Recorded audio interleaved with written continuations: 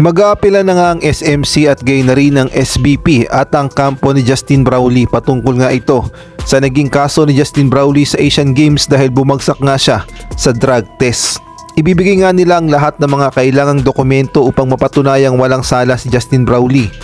Ibibigay nga nila yung mga reseta at mga medical certificate ni Justin Brownlee na nanggaling sa Amerika dahil dun nga nagpagaling si Justin Brownlee sa Amerika sa naging injury niya nga sa kanyang paa o sa kanyang bone spurs at meron nga siyang tinitake na gamot.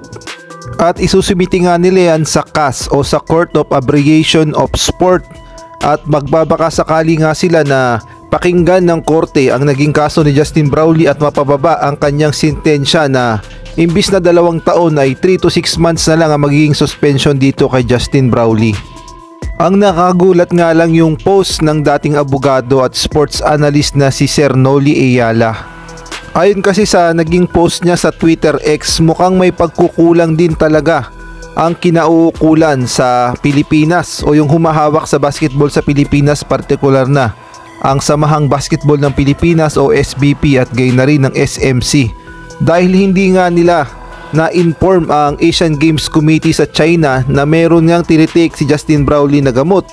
at nabigyan daw sana si Justin Brownlee ng therapeutic use exemption at para hindi na siya kino-question ngayon ng China at sana hindi siya bumagsak sa nangyaring drug test.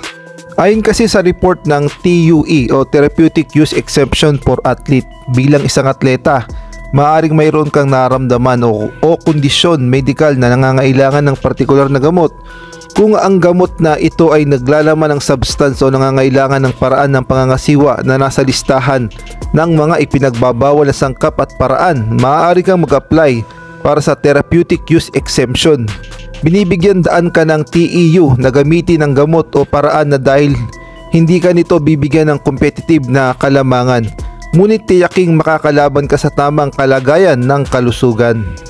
So lumalabas nga na meron talagang pagkukulang ang mga humahawak ng basketball dito sa Pilipinas dahil hindi nga nila na-inform ang Asian Games Committee na meron ngang tinitik na gamot si Justin Brownlee o meron pa ngang karamdaman itong si Justin Brownlee. Hindi sana ay nabigyan ito ng TUE o Therapeutic Use Exemption para sa mga atleta.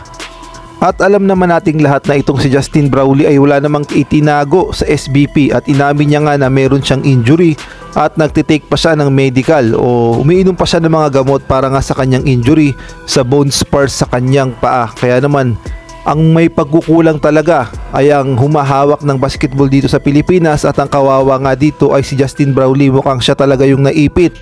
At kung hindi nga papaboran ng korte ng Olympics yung mga apela na hinihingi ng SBP at ng SMC at gayon na rin ang kampo ni Justin Brownlee at halimbawa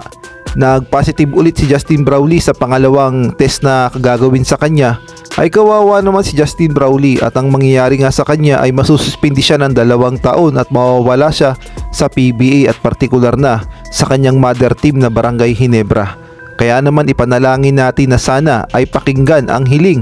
ng basketball dito sa Pilipinas na paboran itong si Justin Brownlee sa kanyang kaso at mapababa na lang sana ng 3 to 6 months ang magiging suspension dito kay Justin Brownlee.